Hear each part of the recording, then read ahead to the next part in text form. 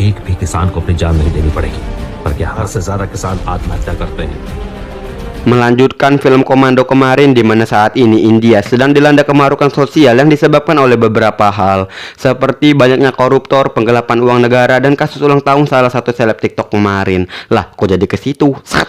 Intinya, India sedang dilanda kemiskinan akibat oknum-oknum yang tak bertanggung jawab. Kemudian kita akan dibawa ke Taiwan untuk melihat pemeran utama di film ini, yaitu Karan yang sedang menjalankan misi untuk menggali kasus pencucian uang besar-besaran di India. Sampailah di sebuah gedung kosong, Karan pun mulai menjalankan aksinya untuk menangkap tangan kanan dari seseorang yang diduga sebagai dalang di balik semua ini. Karan pun langsung menjalankan misinya dan menyuruh rekannya untuk diam dan melihat aksinya.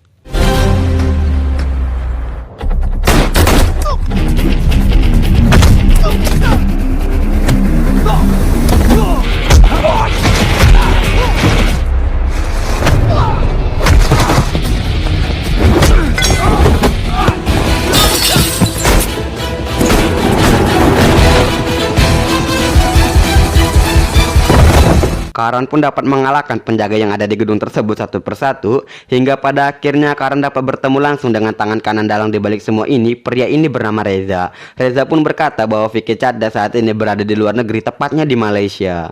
ले जाने वाले बड़े लोगों का सबसे बड़ा दलाल, लेकिन तुम पकड़ नहीं पाओगे उसे। Kemudian Karan pun meminta rekannya untuk menembak kaki dan badannya agar Karan bisa membunuh Reza tanpa memikirkan hukum, yang artinya Karan akan membuat seolah-olah Karan membunuh Reza akibat insiden saling tembak di antara mereka.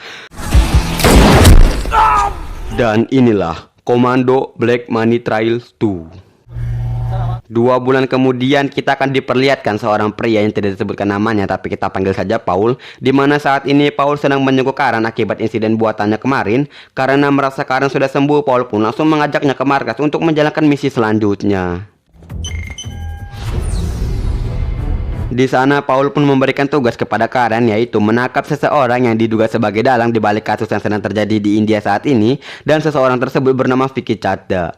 Vicky Chadha ini bisa dibilang seseorang yang cukup terampil, di mana dia akan mengubah wajah dan penampilannya untuk mengecoh orang-orang yang mengincarnya. Kemudian Menteri Dalam Negeri yang bernama Lila pun membuka suara bahwa tidak mudah bagi India untuk menangkap seseorang yang berada di dalam negeri orang lain. Dan di sisi lain demo pun terjadi, di mana rakyat meminta untuk segera menangani kasus Vicky Chadha ini agar ekonomi India kembali seperti semula. Singkat cerita, Lila dan beberapa menteri lain pun memutuskan untuk menjemput Vicky Chadha dari Malaysia dengan cara diam-diam, dan semua petinggi India setuju dengan pendapat tersebut. को वापस लाना है, पर पैसों का भी पता लगाना होगा। इस बारे में हमें कोई डेफिनेट रिपोर्ट क्यों नहीं मिल रही? Kemudian Lila pun berencana untuk merekrut beberapa orang dalam misi penjemputan Vicky Chadha ini. Orang-orang tersebut adalah seseorang kepala polisi bernama Jordan Miller, di mana ia memiliki sikap yang dingin dan tak ragu untuk menyiksa seseorang. Kedua, ada seorang wanita cantik ahli dalam menggali informasi, dan wanita cantik ini bernama Bhavna Reddy. Ini wajah putih mulusnya. Ketiga, ada seorang hacker yang bernama Zafar Hussain, dan yang keempat sekaligus terakhir ada seorang perwira polisi yang bernama Samsul. Keesokan harinya, tepatnya di bandara, kita akan melihat 3 orang rekrutan Lila yang akan pergi ke Malaysia untuk menjemput Vicky Chadha. Saat mereka sedang menunggu Samsul, ternyata Samsul tidak dapat hadir dan Karan akan menggantikan posisi Samsul untuk pergi ke Malaysia. Ternyata sebelumnya Samsul sudah diancam oleh Karan untuk berpura-pura stroke dan biarkan Karan yang akan menggantikan dirinya esok hari.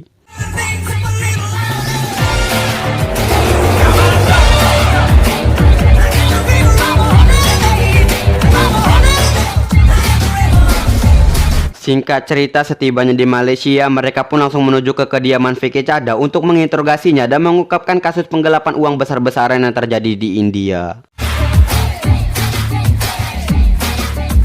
Sesampainya di sana, akhirnya kita bisa melihat wajah dari Vicky Chadha yang ternyata dia tidak lebih dari seseorang yang kekurangan fisik. Tak lama kemudian datanglah seorang wanita cantik yang bernama Maria. Ini body goalnya. Kemudian Vicky Chadha pun mulai menangis dan berkata bahwa dia bukanlah pelakunya karena dia hanya dijadikan kambing hitam oleh beberapa pejabat yang maruk akan kekayaan di India. Dan karena hal itulah Karan dan kawan-kawan akan melakukan penyelidikan terhadap Vicky Chadha. तो उसके लोग यहाँ पर out of control हो जाएंगे। Malam harinya, Jordan pun mendapatkan sebuah telepon bahwa polisi Malaysia sudah mengetahui rencana dan keberadaan mereka, hingga mereka harus segera pergi dari Malaysia secepatnya. Scene berpindah ke Karan di mana saat ini ia sedang beristirahat di kamarnya. Tak lama kemudian Maria datang untuk menemuinya di kamar. Sedikit terjadi adegan romantis hingga pada akhirnya Maria menceritakan latar belakang suaminya. Pada suatu hari Maria, Vicky beserta anak perempuannya pergi liburan ke suatu negara. Vicky ini merupakan kepala bengkel yang bisa dibilang jujur, berwibawa dan memiliki tanggung jawab yang tinggi. Hingga pada suatu hari beberapa pejabat dan oknum-oknum India yang tidak bertanggung jawab pun mendatanginya dan memintanya untuk bekerja sama dalam penggelapan uang. Tapi Vicky menolak hal itu dan segera pergi dari sana, dan permasalahannya dimulai dari sini di mana pejabat-pejabat tersebut sangat benci kepadanya. Dan pada suatu hari saat Vicky ingin menghantarkan anaknya sekolah menggunakan mobil, tanpa diduga mobil yang ingin ia kendarai sudah dipasangkan bom yang membuat anaknya meninggal saat itu juga, dan Vicky harus mengalami lumpuh total. उससे ज्यादा कुछ जरूरी नहीं था office. Keesokan harinya mereka pun bergegas menuju Thailand untuk menghindari polisi Malaysia yang sedang mencari mereka. Mereka pun memulai perjalanannya menuju Thailand menggunakan jalur laut.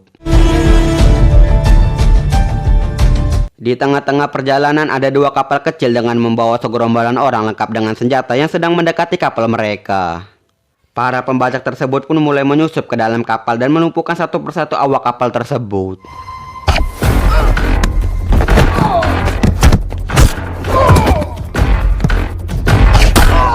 Hingga pada akhirnya Karan dan kawan-kawan pun mengetahui keberadaan para pembajak tersebut dan terjadilah adegan baku tembak di sana. Sempat terpepet sebentar tapi Karan dan kawan-kawan dapat melumpuhkan semua pembajak tersebut.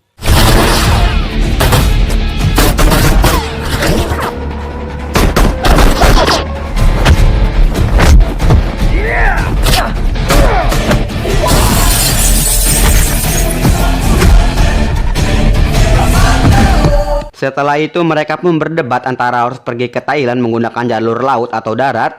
Sedikit berdebat mereka pun memutuskan untuk pergi melalui jalur darat setelah melewati perbatasan. Sampailah di sebuah pelabuhan, Karan pun mencuri sebuah mobil yang akan digunakannya menuju ke Bangkok. Tapi sebuah kejadian yang mengejutkan terjadi di mana Karan melarang Jordan dan Zafar untuk ikut bersamanya terkecuali Bhavna. Entah apa motif dibalik ini semua, tapi nanti fakta akan terungkap dengan sendirinya. Di dalam perjalanan, Bhavna tak sependapat dengan Karan, dan karena hal itulah Bhavna diturunkan di pinggir jalan oleh Karan. Tapi tak lama kemudian Zafar datang dengan membawa Supra Bapak dan Bhavna langsung ikut naik bersama Zafar untuk menyusul Karan. Kembali ke Karan yang sudah sampai di suatu tempat, tak lama kemudian datanglah 3 mobil yang lengkap dengan pasukan bersenjata. Karan pun mulai merasa dibohongi oleh Maria, tapi bukan itu kejutannya di mana ternyata Vicky, suami Maria, tidak mengalami lumpuh sedikit pun dan dia bisa berjalan layaknya orang normal. Saat Karan sedang menyekap Vicky Chadha, Maria dengan sangat berani berkata di depan seorang mantan komando bahwa dia adalah dalang di balik semua ini. Setelah itu, Maria pun dengan sangat tega membunuh Vicky, suaminya sendiri, dengan cara menembaknya tepat di bagian dadanya. Dan saya ingin berkata-kata kasar, tapi berhubung Maria ini cantik, ya sudahlah, tidak apa-apa. Selang beberapa waktu, Maria pun kembali membuat ulah dengan menembak Zafar sampai ia tewas. Kemudian Karan dan Bhavna pun pergi untuk melakukan pencarian terhadap Maria. Di sisi lain ternyata Jordan bekerja sama dengan polisi setempat dalam menangkap Karan dan Maria.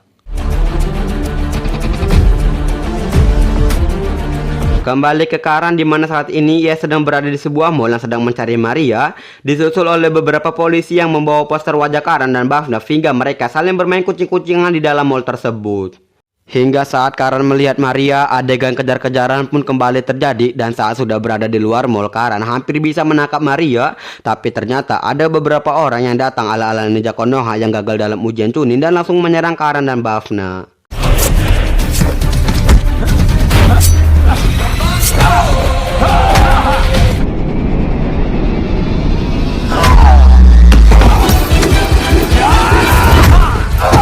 Setelah mengalahkan para ninja Konoha, datanglah beberapa samurai, tapi Karan dan Bhavna bisa mengalahkan mereka semua.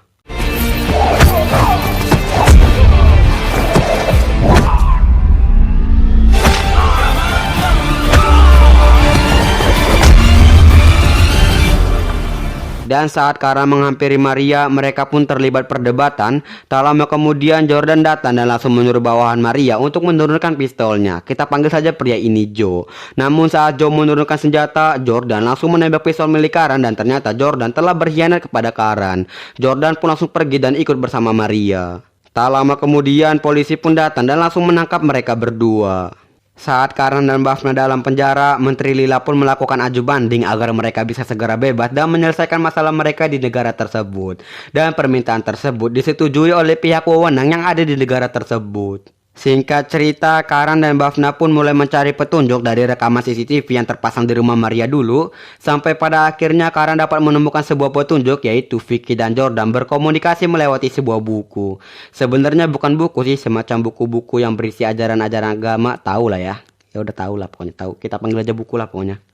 Sesampainya di tempat tersangka, Karan pun langsung masuk ke dalam sana dan tapi apa yang terjadi, penerima buku tersebut telah mati terbunuh dengan luka tembakan. Bafna pun menemukan sebuah ponsel dan itu akan menjadi petunjuk yang akan membawa mereka ke Maria. Di dalam ponsel tersebut terdapat sebuah rekaman seorang penerima buku dari Vicky yang sedang memberikan buku tersebut kepada seseorang misterius. Kemudian Karan dan Bafna pun mulai menyelidiki video tersebut di mana Karan bisa dengan detailnya mengetahui lokasi tersebut hanya dengan suara dan pantulan gambar dari jam si pelaku. Sedetail itu loh. जिसके पास एक bird sanctuary है और सामने मैकडॉनल्ड्स है. Di tempat tersebut Karan pun mulai mencari informasi tentang si pelaku dan didapatkanlah muka serta semua informasi tentang si pelaku.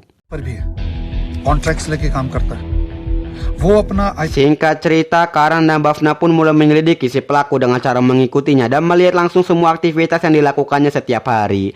Hingga pada akhirnya Karan pun berbagi tugas dengan Bafna di mana Karan akan pergi ke rumah pelaku dan Bafna harus mengulur waktu. Saat Karan masuk ke dalam rumah si pelaku, Karan pun mulai menyelidiki sudut demi sudut hingga pada akhirnya Karan menemui sebuah ruangan rahasia. Di mana di ruangan tersebut terdapat beberapa identitas yang saat di para nasabah bank yang telah diretas oleh si pelaku. Dan pelaku tersebut memindahkan saldo orang-orang tersebut ke dalam akun banknya. Kembali ke Bafna di mana dia melihat si pelaku yang akan pergi, sempat menahan pelaku dengan rayuannya tapi sayang itu semua sia-sia. Saat pelaku tersebut sampai di rumahnya, ia menyadari bahwa ada seseorang yang telah masuk ke dalam rumahnya. Saat ia membuka pintu, Karan langsung menendangnya saat itu juga. फिर उन अकाउंट्स को हैक करके अपना user name और पासवर्ड डाल रहे हो. इसके अलावा तुम एक और soft Sedikit berbincang santai dengan si pelaku, tak lama kemudian Maria menelponnya dan mengajak si pelaku untuk bertemu dengannya. Sampai di suatu tempat, Maria datang menemui si pelaku untuk meminta hasil kerja perangkat lunak si pelaku yang berguna untuk mentransfer uang Maria hasil penggelapannya ke bank yang ada di dunia ini. Tak lama kemudian Karan pun muncul di belakang mereka dan terjadi sedikit keributan yang menyebabkan si pelaku harus meninggal di tempat.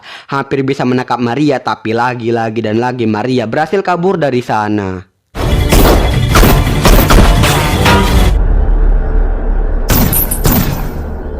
Singkat cerita, kita akan melihat Maria yang berencana untuk memindahkan uangnya ke akun bank milik salah satu keluarga di Tripoli. Karena menurutnya Tripoli adalah negara yang bebas dan mereka akan sangat mudah mencuci uang mereka di sana tanpa harus berurusan dengan hukum. और त्रिपोली की पुलिस मुझे पकड़ेगी हनिया समझ के मंडे दोपहर 1 बजे. Singkat cerita, kita akan melihat Karan dan Bafna yang sedang menyelidiki Bank Bangkok yang akan mengirimkan sebuah perangkat keras yang akan digunakan Maria untuk mentransfer uangnya. Dan saat Karan mendapatkan telepon, ia pun mendapatkan informasi bahwa orang yang membawa perangkat keras tersebut menggunakan setelan hitam dan membawa koper. Awalnya orang yang dikriteriakan sebagai tersangka hanya ada satu, tapi tak lama kemudian ada beberapa orang yang keluar dari Bank Bangkok dengan menggunakan setelan yang sama. Tapi berkat bantuan teknologi yang canggih, Karan pun dapat menemukan tersangka yang membawa perangkat keras tersebut dengan bantuan sebuah teropong. Saat Karan ingin mengejar tersangka, ada sebuah mobil yang berhenti di depannya dan Karan memutuskan untuk berlari agar Karan tidak kehilangan jejak si tersangka.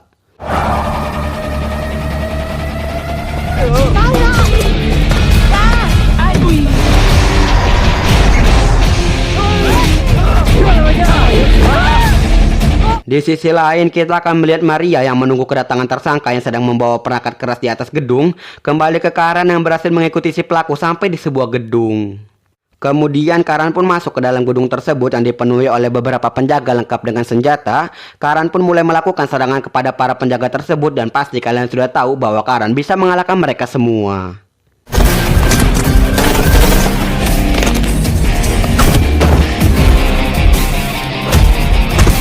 Di sisi lain, tersangka pun berhasil menghantarkan perangkat keras tersebut kepada Maria, dan Maria pun langsung memulai aksinya, yaitu mentransfer uang miliknya ke akun bank milik seorang keluarga di Tropoli agar ia bisa mencuci uangnya dan aman dari kejaran pemerintah. Kembali ke Karan yang masih terlibat baku tembak dengan para penjaga, hingga pada akhirnya Karan bisa mencapai puncaknya untuk bertemu dengan Maria.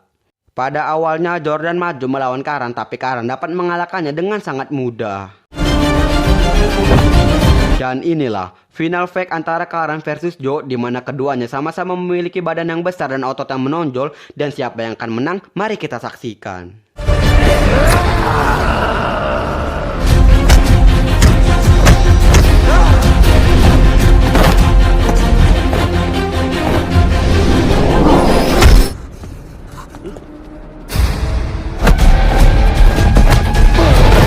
Sama seperti biasanya, awalnya Karan kewalahan melawan Joe, sempat membalikkan keadaan, tapi si Joe ini bukanlah pria yang mudah menyerah, di mana ia sempat berkali-kali jatuh, tapi Joe masih bisa berdiri untuk melindungi Maria. Sungguh bodyguard yang diidamkan.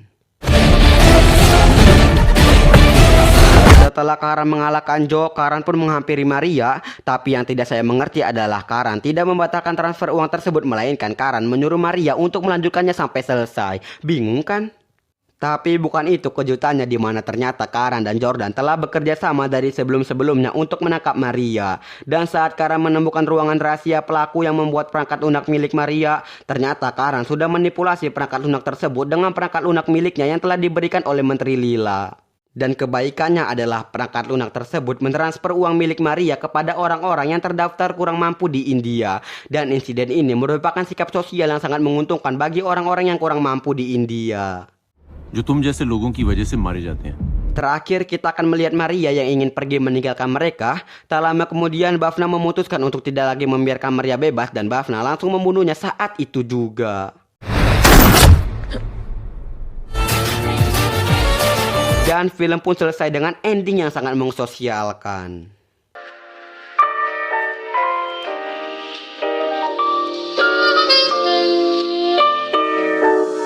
Secara keseluruhan film ini kurang seru sih menurut saya di pertengahan filmnya ini, cowok.